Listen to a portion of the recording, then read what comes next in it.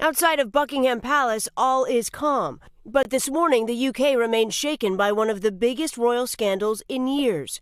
One headline reading, "The Rise and Fall of a Party Prince."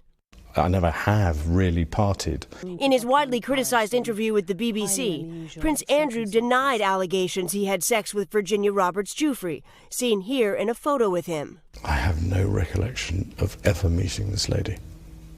None whatsoever. Prince Andrew linked to Jeffrey Epstein and Giuffre's defamation lawsuit against Ghislaine Maxwell, Epstein's one-time girlfriend.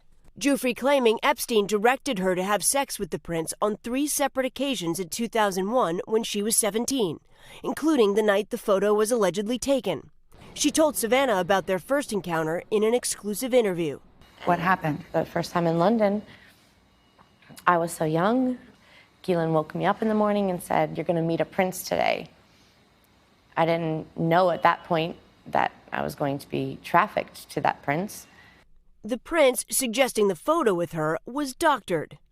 I am not one to, as it were, hug, and public displays of affection are not something that I do. Britain's Daily Mail suggesting otherwise, with a string of photos that it says are of Prince Andrew. We're staying at the house of a convicted sex offender. It was a convenient place to stay.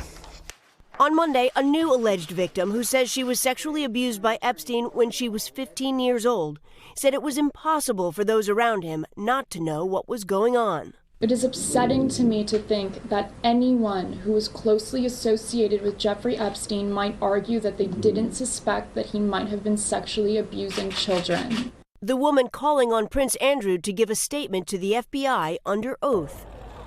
The prince has already faced consequences for his relationship with Epstein, with corporate sponsors reportedly reconsidering their relationship with the prince's work to support entrepreneurs. Students at a British university where Prince Andrew serves as chancellor also reportedly pushing for him to step down. Yet the prince is stopping short of saying he regrets knowing Epstein.